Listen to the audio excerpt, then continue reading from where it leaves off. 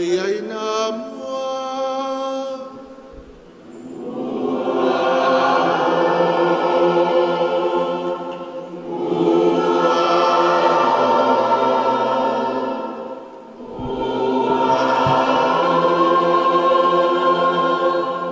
Moiai na mua.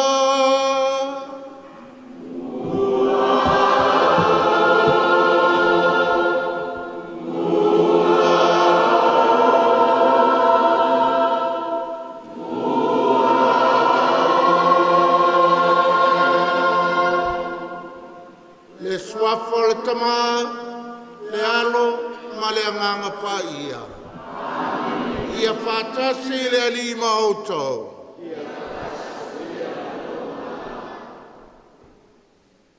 A fio mai oe le fale lua o le matanga luenga, sa ngato falani sis, e ave le mua i le tua i le upu, ma le ukalestia. Valvalusia ia o le la au e paule tanoa, ma le whamanianga le tua. Io tātou loto i whale, ma sio manga whale ainga. A mai koe lana matu pala e whapa ia ma whamanuia, na io tātou tamā, i lo lātou waso i le aso. Fio mai, mali mai, su mai, tala mai au. Lo ingele a fionga i a patele, a le vao se lua. A fionga i ti a kono ma fale tua. A fio mai lau fionga le tai fono. Lo tau lau lau. E nofo a tofio e kale si e lua. Le loa loa ma le lasi lasi. O se o tātou matanga luenga. E malu ai. Ma leo tele ai le tātou au nang. A fio mai tātou matua taus, o le lātou talanga a toe ma manu ai, le sauwhainga a inga, le nuu ma le kalesia. Io mai la ia tātou whai fia le nei tau langa pa ia. Tātou ta talo mana, mō nai o tātou tamā, mana tua le fionga ia pāte le siolo, o le tamau le tātou matanga luenga. A mai e le tua, le tino malos, toi taliu le auto, e vai malima, i to tonu o seu tātou matanga luenga nei. Ia e amata mea lava, le tātou to ele lumolo tātou sinsili ese. Musu atu ia e whamangalo o e mau, a vea i tātou malava, o suli, o ana sakala meta pai.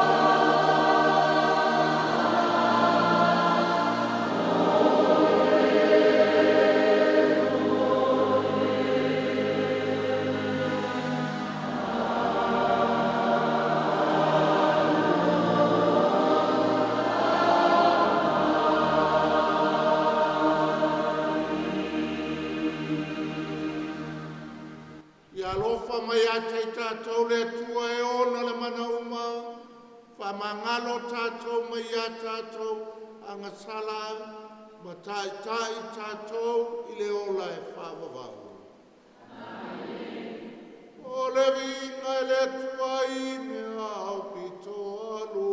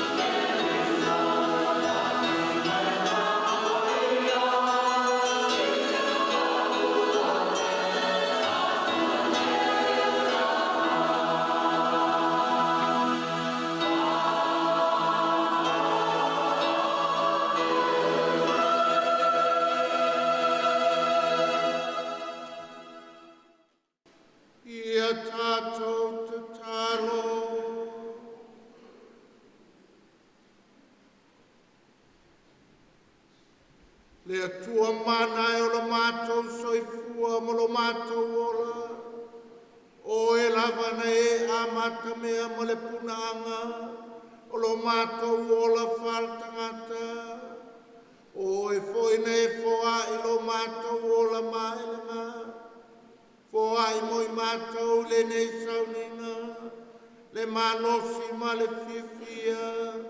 E au nei la ua fia. Whapa ia na i o mātou tamā, i lo lātou aso whamanatu, ina ia maua le loto toa, e vai malima wā ainga, le nuu ma le kalesia. O la mātou te talo lea, o nau keli solo mātou wali.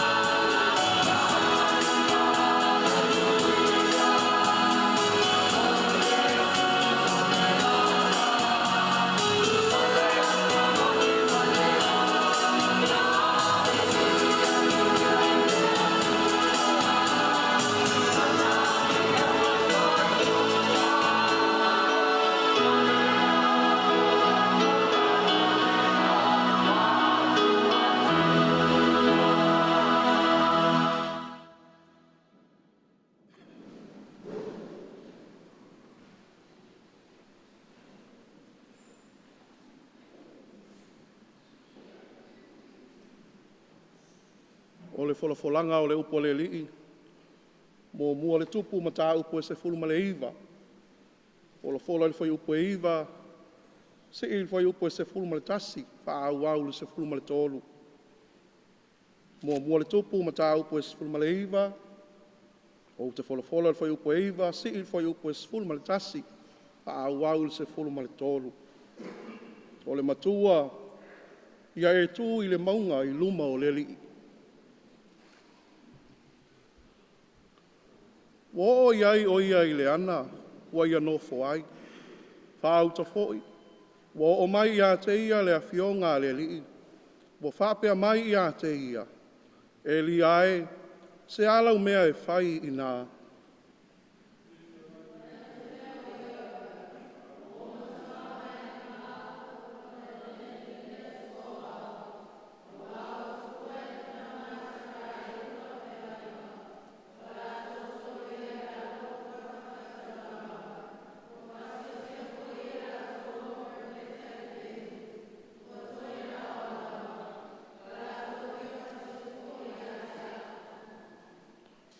Ona wheta lai mai lea o ia, i nā aluia oi whafo, ma e tū i le maunga i luma o lea li.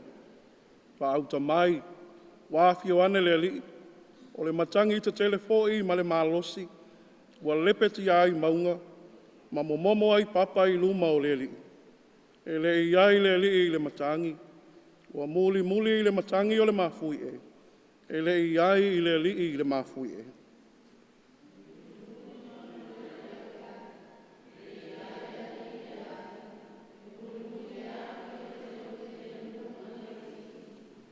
Whaawau le wholofolanga, o whaalongo ai e lia, o nau whiofia i lea e ia o na mata i lona o tele. Maalu i whako, ma tō i le ngutu o le ana, whaauta, o mai a te ia le leo o whapea mai. E li ai,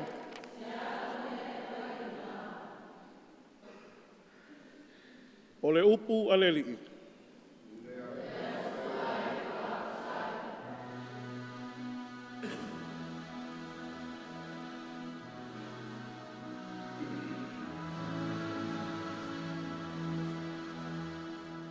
Leli ia e whailo mai a te mātou alofa. Ia e whoina mai whoi a te mātou leo na tanga mai a te oe.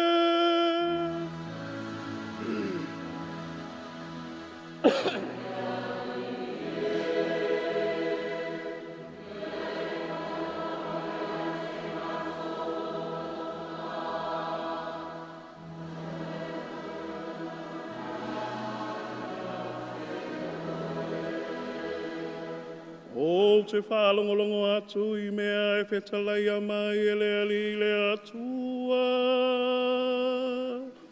Aua na te whetalai mai.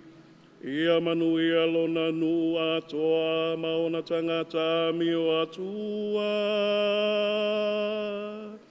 Ai aua nei lato toi liliu atu I le valea.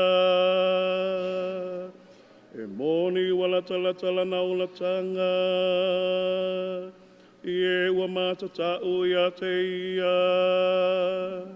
Ina ia tu maua I le mamalu I lo tātou nuu.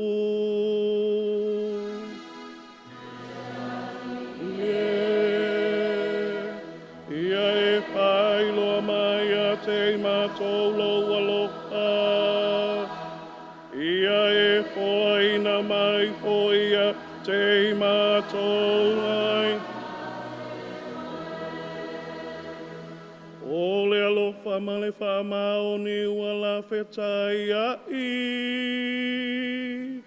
O le ami o tonu, ma le while mua la whea songi.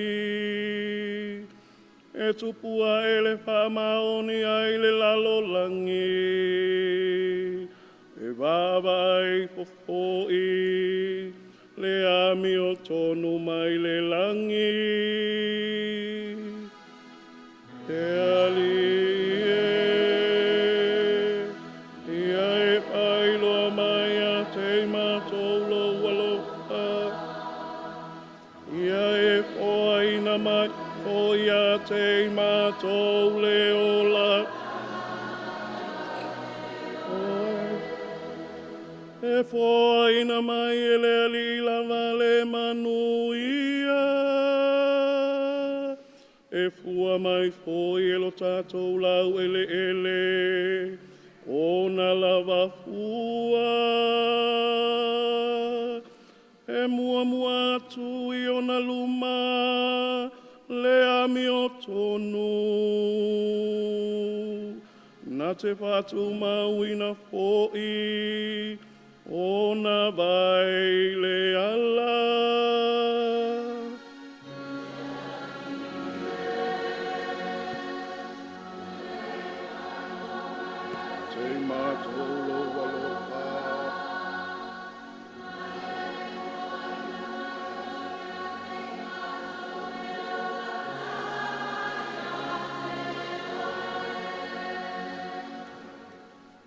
Lua folfolanga. Tātou te maua mai lel tusi a Roma lo na mata upo iwa. A mata folafola le whai ipu mua e whauau le limo. O le matua, o te mawhaia o na fia ana tema o au, o na o usu. Roma lo na mata upo iwa. A mata folafola le whai upo e lima e whau mua e whauau le limo. Tātou whai tau whela folafua i ai. O le upu moni o te whai atu ai i luma o ke riso, o te le pepelo, ua moli maumai a te au lo loto fua te a ifo i leangang pa ia.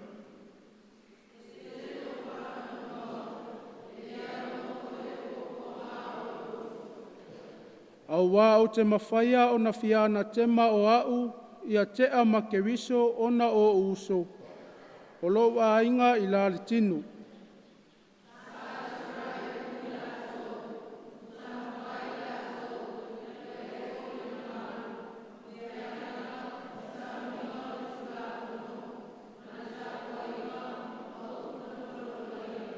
Whauau, ia te la tau tupunga, ia te la tau fo le ke riso i la le tinu. O le pule a wau ia. O le atua e vi ia e whāwawau. O le upu, a le ali.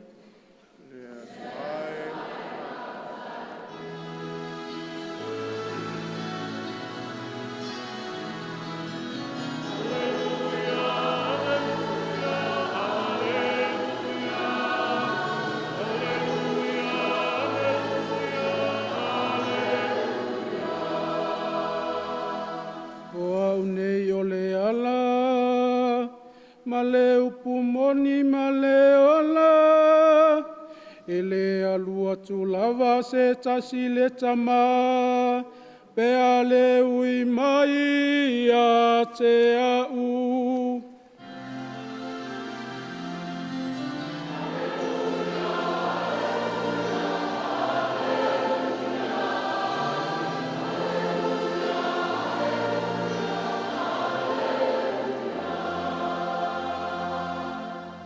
Ia fatasi le lima o tau.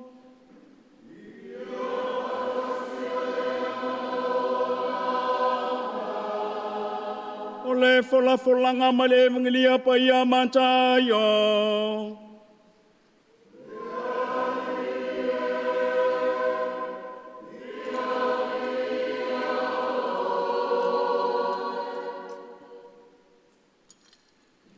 Matau pe se fulu ma le wha, whai upe lua se fulu ma le lua wha wau le tonu se fulu ma le tonu. Le ali e whetalai mai a tau, o te anuatu i a toe i lunga o le vai. O na una ilo leo Yesui o na soe o ae ne wā, e mua atu i a te ia le tasi tu. Se ia tuina atu e ia le moto tangata iao. Tuina atu e ia le moto tangata iao. O na maliwa e lea wana o ia i le maunga e tatalo. Wa o i le afiafi. Wana o ia sa iai. A o le maa ua i totonu o le masa, ua whela foaina i le sou, a ua angi mai luma le matangi. Ua maliu atu Yesu i a te lantou le leonga e wha o le pō, ua samali lunga o le vai. Ua iloa mai e le au so, o ia ua samali lunga o le vai. O na lantou atu wale ai lea, ua whape ane o le aitu. O na lantou i uo ai lea i le matata. Whetalai atu lo leo Yesu i a te lantou. Ia o tau lo to te tele, o a ulama, au atou te matata. Tani mai pe telu i a te ia, le arie, a whai oe, ia e whetalai mai i a ta. O te anu atu i a toe lunga o le vai. Whetalai atu lea o ia, i nā sawia. Nā nuifo ai leo pe telu nai le va. Wa samali lunga o le vai e anu i a Yesu. Wa mai o ia i le matangi ua te tele. O na fefe ai lea. Na afu ai lea o na ngoto. Wa alalanga mai.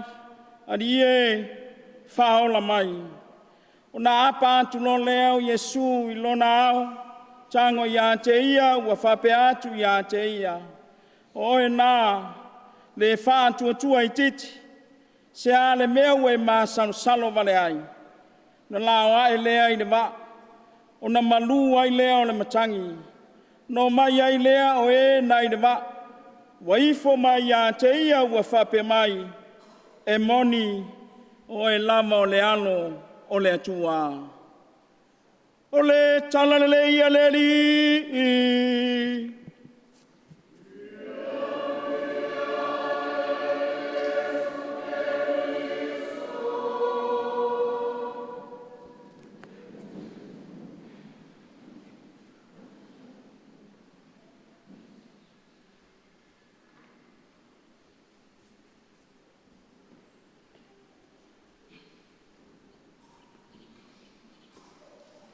Ka ko amaka mai le whaikaunga mua. Makauria foie. A ka ko wau ki kilo le whengainga kuai. E lua lava. O le kula fongo. Ma pelo wheka. O Mose. O le ingoa le. Ka wai kula fongo au Elia. O le whakamā, po le uluai pelo wheka. Ao ngangei, wangi e lia le whewhe le kupu ka mai kai. Se koe rewind kasi e kua. Ai le o le whaikaunga mua ngei, sa kau wā, le kua o Elia, ma pelo wheka pa ala. Ma whase o kia uma i ngua mangu malo Elia, ma liriu uma,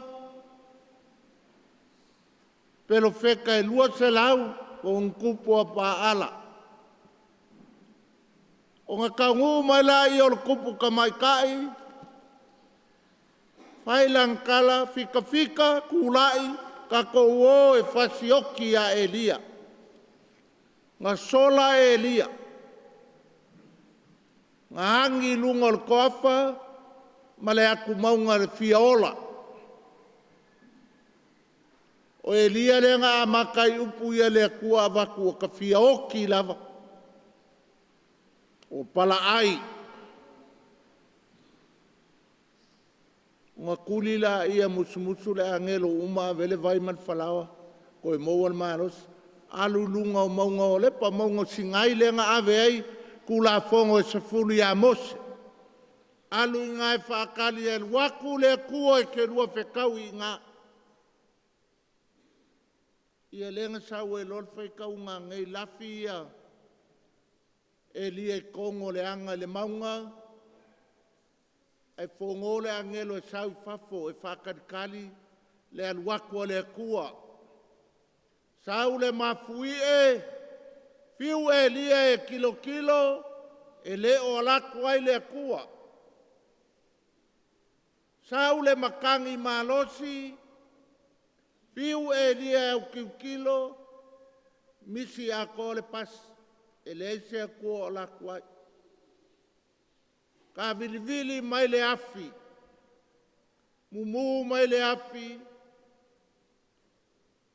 sila akul pelo feka, e le aise a kua. Nga ko mumula yo lia mai fok sau whakari i li le akua li ele. Ke ia e lia le sau o le makangi malu, le savili angi malie. Ai ke i e lia ki kilo aku, o lae sau ai le akua, i le kofi malie, i le koa o le kai, i le anga malu, kilo aku le pelo feka a lele. A le kua lele wasau. E kai whapea ngalo soifua ma lo wola. E le sau le kua pea ika, pea komumu, pea whaikala. E sau le kua, le kaimi e ke ngofo e mawhailau ka kalo le oa. E sau le kua eu o e le kaimi lae ke kofi marie. Le seki lo finga ngalo. Ai avavau mai oke mai palau vale. E le sau le kua. So me i kipi le salamu kariai, ka ko me i lo le connection o le evangelia ma le whaikaunga mua.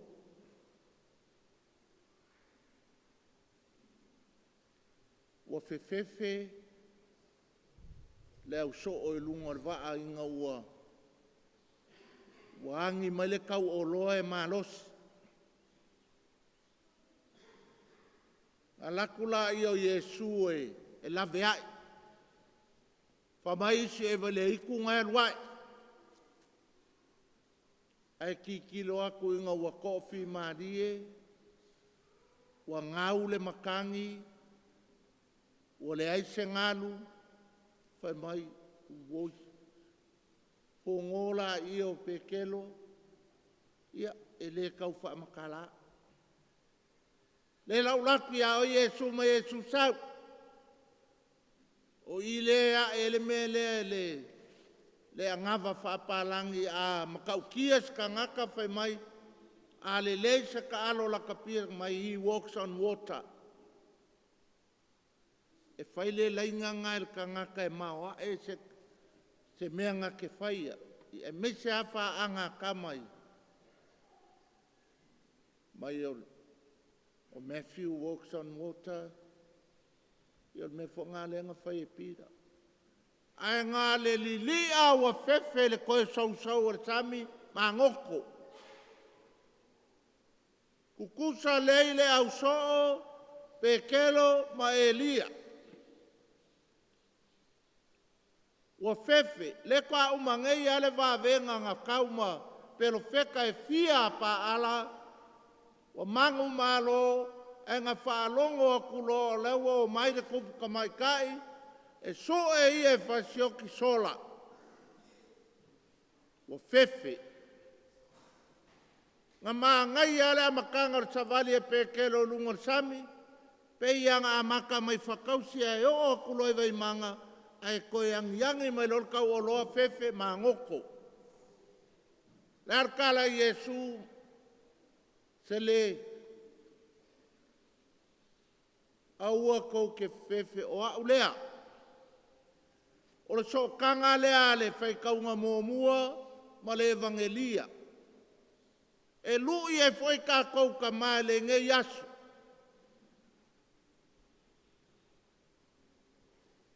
Ka maa aua le pala a ai. Aua le fefefe fau ka kou a inga. Fau whangau. Po lesi le ki ngāo ka maiki.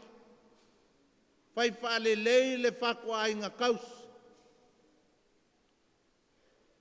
E iei ka mao le pala a ai ia. E i foi ka mao pala a ai la kai ko lua.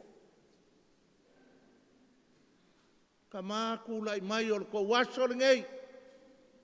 Ka ko o elengi e le whapea. Le whamai maa mo se ngare ser ki ngā amoki e lo le mea ngā loka whea kua.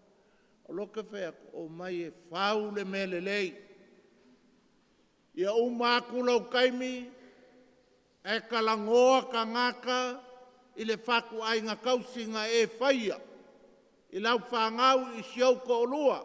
Le whale kua po le kausi. Whamai le kala Iesu iai le au soo. So le o au lea so ia kou ke fefefe. Whamai le angelu ia Elia alu e whakali le kua i ole. So ia ke lapi ko kongu o le anga. Lea le kala le kua mwhai ai mai. O au mea ngai whainga. Te vai le mau i Jerusalema e solo mai. Koe alu la ie, vai mali mamu. Whapea ngāka ko e le ai se maoka, le ai se lawa, e le ai se ainga, e le kukupu aingi pewhea, e le iaingi whawhika uli. E whamai Iesu le evangelia ma le whaikaunga mōmua, never fear, I'm here. E lo ngofo le kua i whafo le pai ma makamaka i whawhika uli. O la iai le kua. O la iai Iesu i ko kongo le ainga i kaimi le lei, ma kaimi le lei. E ele angavanga i a kako e kupu lope fea. Awa, ma e loko me le loko. O fei kai. O le a e ia mea kaka milonga i polum savai. E maua ka ngaka e pala ai. Kupulol whawhi ka uri pūlou le i afu. Wa mai le kua le upu le so, aua ko ke fefefe o au lea. O ke iai i ko kongo o kou ainga. O ke iai maoka malawa. Ai lea ia Paulo le whaikaunga mōmua. O loma. Ke longa umaka milo Paulo le olo e kalesia kolinito kaletia e feso. O loma, Tesalonia. E laku Paulo i loma ua. Winki eska mai au lokus ka mai makanga luenga loma. Ai sea, ua fefefe i sa wanga loma. O whaikaunga longa lua wha mai Paulo. Sole. Ka fefe ia o kou. Le fai mai oka lo ka whaangongoa. Oka le. Kalo fai le kua. Nga tau Iesu. Ele sau alu se ranger for wheel drive. Nga sau alu le asingi. Le alo le koluse. Kau le la au. Whaapale kui. Ai ngā anua. Ai sea o longa whakokua ma longa alofa le kama. Pa mai Paulo ia Roma le whaikaunga longa lua. Woi ka whewhe le vai o le kou whakokua. Ka kou ke le maua le pale a minga le oli ma le whapa ianga le kua o le kako pala a ai. Awa nge whawinga la u kala o le pala ai. Fonga le ke muskele ua fusu ma e lo le ko inga mea ngā le pala ai lea. Aua ke pala ai e whaile mea kongu ma le mea sa. E lo le pala ai fonga le laku le sifinge fuki le unu e whaaliu mai foi. Whai fuki ngā unu. E lo le ko inga mea ngā ke ua ave se. Aua ke pala ai e whau lau ainga. Whau whangau. Whau ka po le ale whainkafa mai le upo le kua le so. Aua, o au lei i. O O le lui foi le mo kākou a kākou mo i le kākou whakōkua. E lo soifua le kua. Kākou ke mawhaia mea uma. Ke lo foi le kua uma lau kakala ngau ka whaonga po i longo i pulo. Wa maa ngai ale alua le, ngofuanga. Ngofo whape koi kiki au kiwa apule ka pai e whaile pāle nga ka milo ka ika le moku whako e o e salalo e o ka kipi umang ia mango ma ulu ma la au e le kaunga kipia koi kia whako koi kipia mea ngau ai kia ua ka penga le launga po wheemenga o alu whaid whamakalang ale evangelia le ale evangelia le nga whai ei le lokul mea nganga ualu ai. Se aua le fefe. Nganga u koe sau au sau ai ka lafu mai le loli e vawe ele whai ngau le pā. A ka ko waila le maa ngai lau ko sifuru koru ka ngakale ai ko kele aku loku e se lo pope. Which is very good. Sa fokula whai mawhanga, le pa ia o le whale lua se o kākou makanga luenga, o mai e koe whau le makanga luenga ngai, o i ngei, ngā makamea o lai kiki, sau i pōpū ai sale longa, aso ke kele e mei se le vai asa sili, e le ofi ngei fusi, ngofo ai ka ngaka mai, me se amako mai la loisi ua moa, so e kenge iau kala kiki I menga whai I. Leima se menga maua. Al paul menga kau kiki loai le ola le whaku kua ngei. O mai e koe whapao le mea aua ka kau ke pala ai o leso I fua le kua. Wha uman kalanga lela amaka nga moe mai la wanga le piko I luma I. O le piko le o alu whaile aso ma whau o kamale. Vai kei mo whai vikali aku sifo. Lako ai si umu ka amilo e umai vai lele. Nga whaile loko whanga. O karko o kele o kama. O leko a maka tem ngai. Sili mo mua pale I loa kad. Mo tete o le alo wha makalanga o le kamale lei. O le asa wha makalanga mo I mākou o le kamale lei. E se al menga kāpenga kuai, e se alfesili le sau. Ia ngā ia o ele kat, ke ua whaak sau kali e se. O le kamale lei.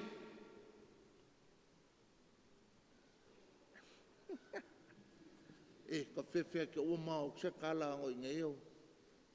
O pule ngu ngei. O le kamale lei. E ula vale. Ula vale whaile mele lei. E leo le koi ngā ula vale, ngai ula vale le kongor kai ngamu. E leo le ula vale ngā lo ke whai aku ai. O le ula vale ia ola ka maiki. Whaile ka pika I ka maiki e lenga o le aonga sai whai e mākua. Ula vale si I lunga le ko o lua. Ula vale whamau popo I le piko ngu I le kale sia le ula vale ngā lo kalango ea uia. O le kamale lei, e le alu o nganga saula ia parpala vale ki ngam kamaiki. O le kamanga a ka whekau iai e taua mai wha pā se pau mori le mamau. O le kamale lei, e au ma le pō, o mawhau whau, o le ase meo ke whaia mo loko I whale ainga. Ka male lei, ai lei mo moe marko o lua, ai ei se mea ngasasi le aso whai aku, mam whamangalo foi le kalang whaianga le la. Ka male leinga. E le mo ingi maka le po lunga le alunga. Mam, sorry foi. Anga le ngofi si aua ku isi whawhinge langa. Ka male leinga. E leng ka male leinga al whangwhangawar ko rua e lengi me ko ngai pili o ka mai. Ka manga e le ula vale se se. Ia. Ngai ko lima le kari. E ka male lei. O le ka male lei e le alu e so e oki. E le su e me fe e ai ngai me o pia. Wala vanga kala ke waika se tuaf tamam le alo male ngang pa ia. Tātou tutula e tau tino whātou tua. Mā tau te whātou tua le tua e tō tasi.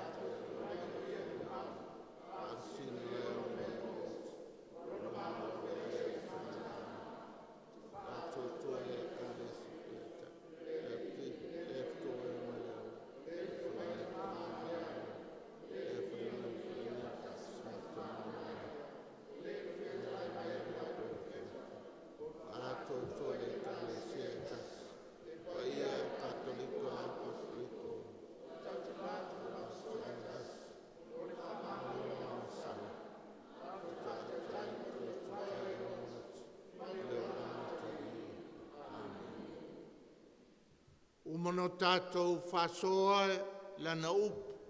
Le fau whafonga lo tātou tamamo tau tino lo tātou whātou tua. Te mine o tātou talusanga whalawa i tele. Tātou sulu pe i a keliso.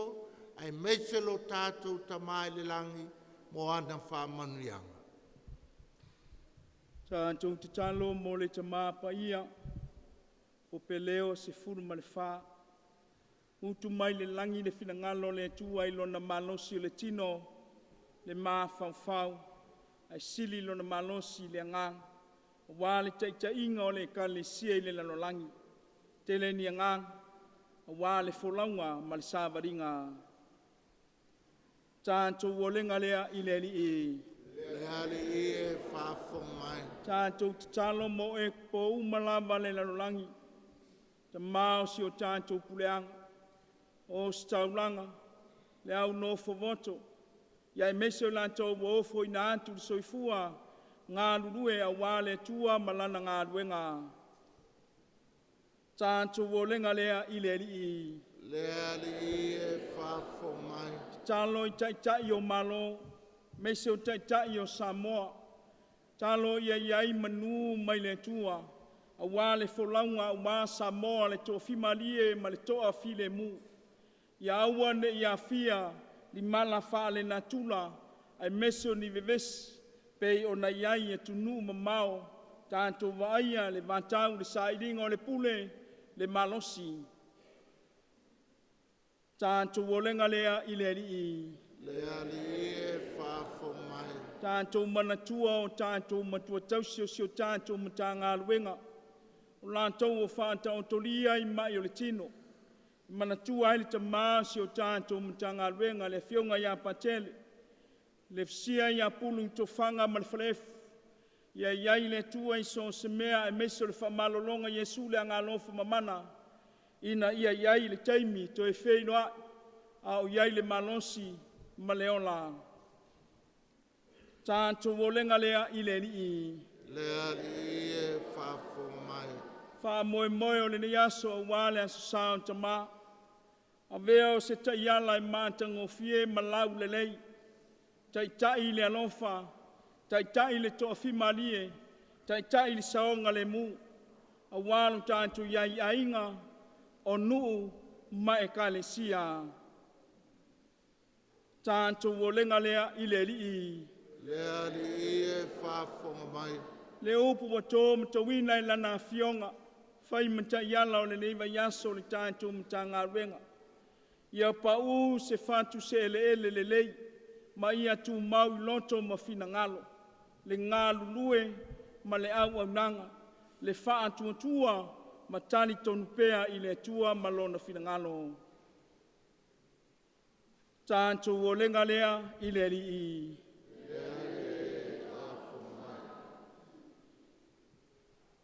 Ta walunga le tātou tausanga whalawa i tele. Usu whātolu whai upule mōna o tātou ta mai wha umai. Ai ai Jesu se ta mao te ainga. Ia. Ai ai Jesu tasau. Ai Jesu se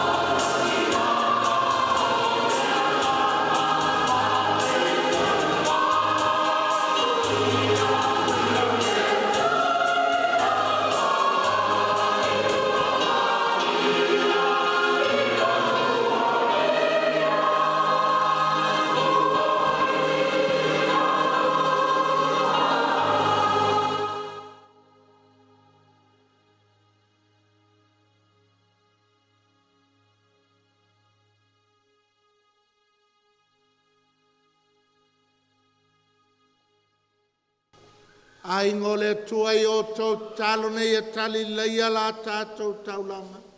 E le tua le tamae ona le mana uma.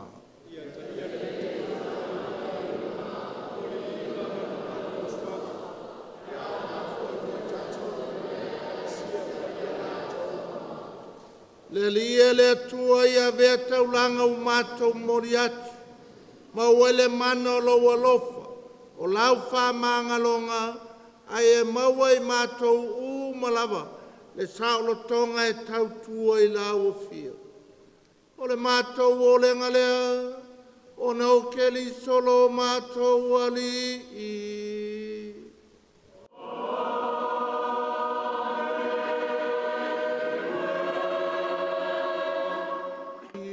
Fata si le ali i moto.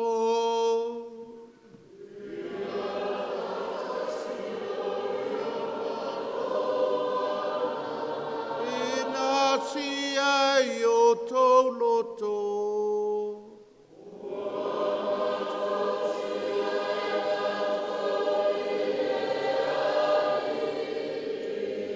Ia tātou whaftai. Le lilo tātou atua.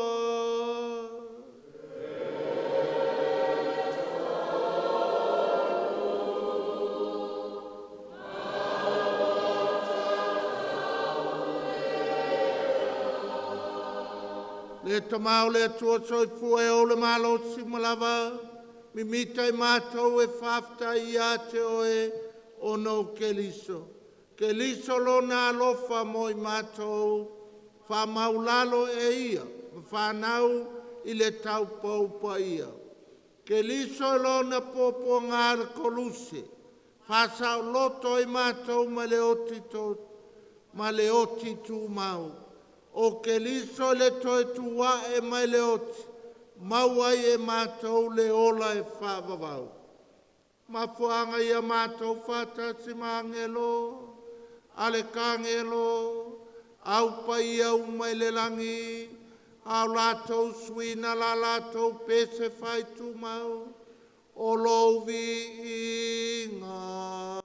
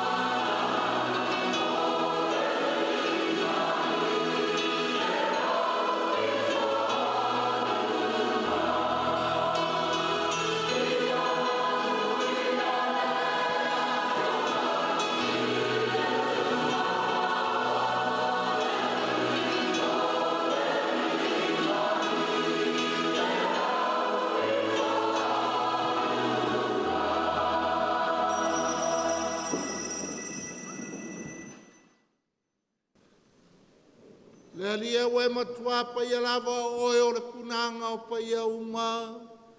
A wina mailo wanganga e whapa ia nei me alof. A vea i lātou mo i mātou. O le tino ma le toto. O lo mātou wali o Jesu Kelis. Au le tui nātou i le oti na ia tali e lona lava mali e. Tango i ele areto ma vatu i ate o ele whaftai. Tofi i ele areto ma vatu lona au soo ma le whape ate. I nā tango fia iai o tau u malawa ma ai i ai o lo tino le nei e fo i nātu mo o tau.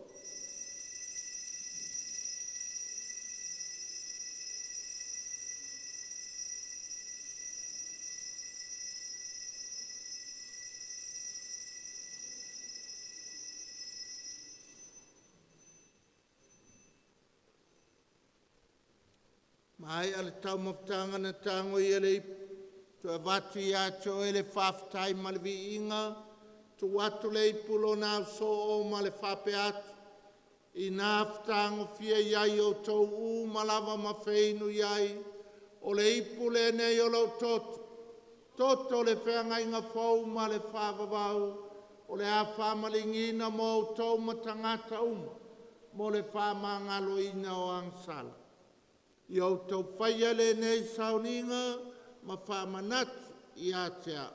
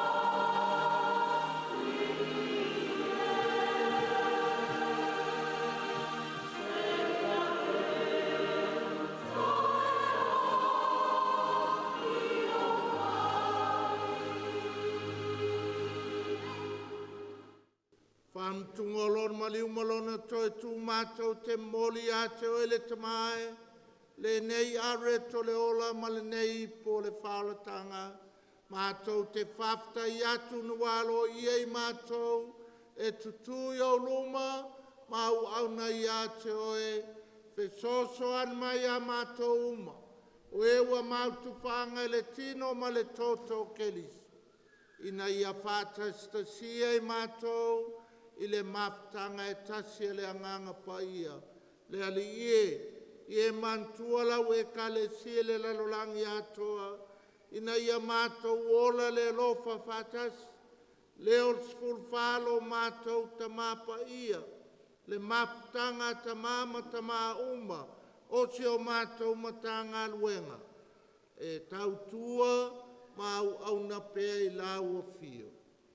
Mātou te talo mō mātou mātua, o whānau, o uso matua whāwhine, o fo i atu lo lātou mālolonga, ma le whāmoe moe le tau tua. I e talia i lātou whātasi matangata mali uma, i le mala malama o la o fio.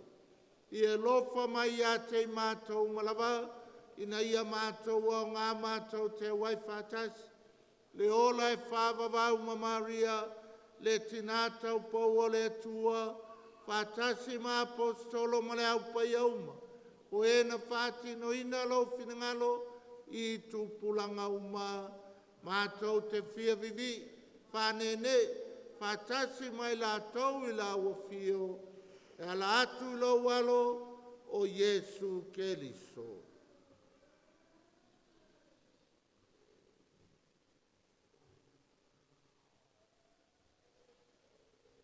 Le tamama mana e, ona o ia whātasi mai ia na ia te ia, i le maftanga ma le anganga pa ia, o le vinga ma le malu ato wailawa fio, i le whāwawau, whāwawau lava.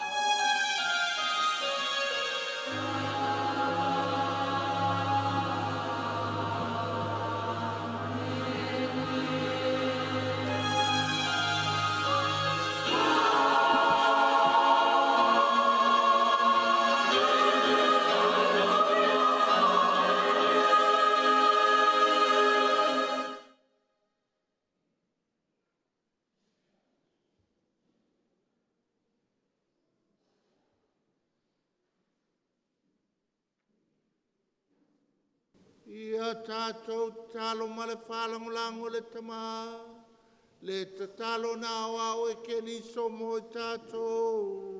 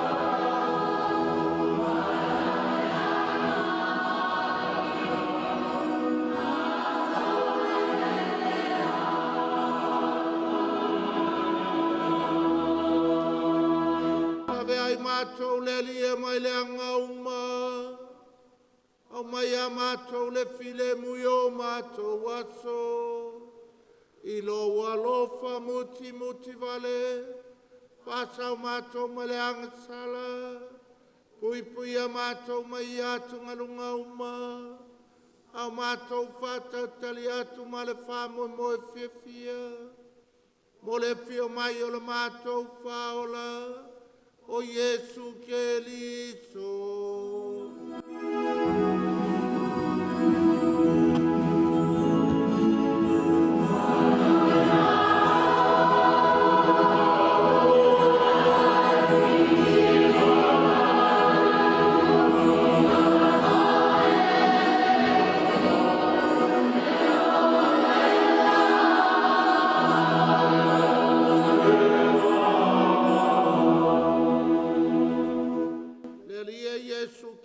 Ne fai atu lau apostolo, o te tu atu ia te o tau lo filemu, o lo filemu o te foa ia te o tau, awane ye sila sila ia mātou angsala, a le fatu tu e lau e kalesia, au mai a mātou le filemu, le tase o lo malo, le we soifuai le whavavau lava. Ia ia te o tau tu maule alofa o Keliso.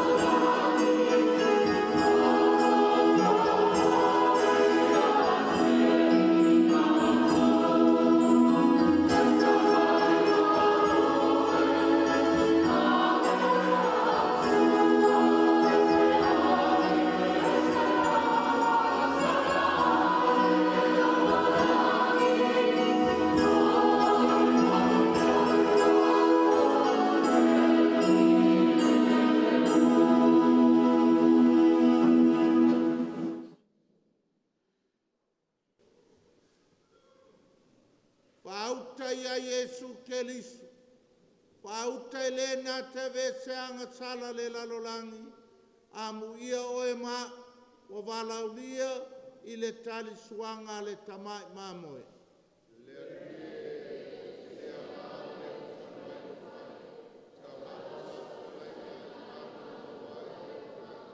Vertino ma le toto Keliso e maua o mai tātou le ola e whāwawau.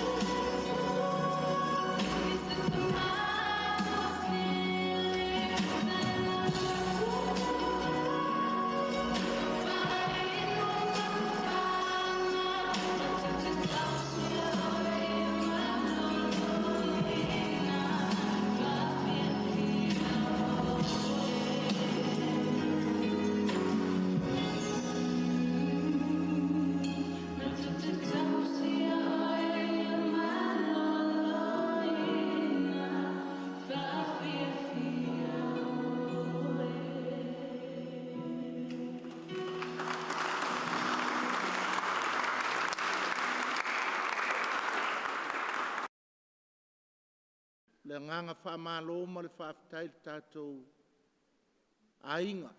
Sangako Francisi, whale lua o Ekalesia. Mai maunga tele se o se tasi, pito i titi, whamalo mo le nei asu. Mā ngai a kele ale vai ako le, iau mā ngai fo i ku whakasila sao kama, whafkai fo i whai au ngā sāsa whokula whai mo a wāanga le, i o koe le ngisi vale, e le siskonti e ko kolu i le uman me o whaleanga me lumai. Pato le mā ngai e o le wa ai aku i ka maiki le siva. Wa o ka kou ngei o ka mai e raninga le pule angai. Whafkai. Ia ngai ka kou ka mā. Ki ngā e kawanga whaile mele o le aso ngei o ka mā.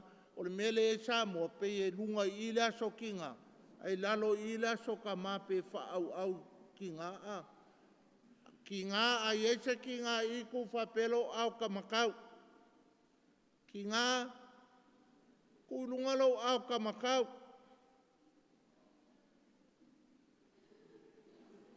Ia ka mā uma kukulai se whaile mako kalo ma ki ngā mo o kou whamole mole.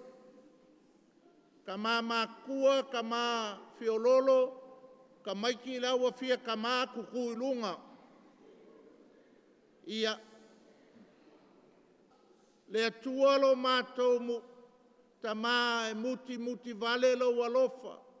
Le aso neo se mātou ta mā alofa mai pa ule tano lau whaamanianga whapa ia ta mā uma lava i tono le nei manumanu. Ia tupu maola le loto toa. E vai malima mo lau a fio. Po ai mo i lātou, le mā losio le tino ma le mā whau, ia matavela i pele lātou au nanga, ma le lātou tautua, mo oe ma lau tala lelei. Whapa ia o mātou tamai lou suafa, le tamā, le alo, ma le anganga pa ia. Mai se paki mo kamā,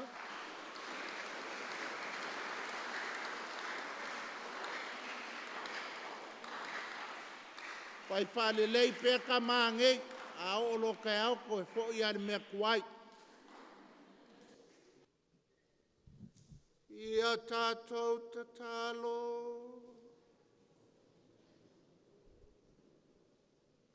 Le ari ia vele nei tali soanga e fisosoani nei o mātou tamā. Ina ia tutu maule alofa ma le whamaoni. Le loto i whale o ainga taitasi. O foi la mātou matanga o wenga. Ia vele sakala me tolo tino pa ia. E mausali e lo mātou o la e whavavau. O la mātou o le ngalea. O neo keli solo mātou wali i.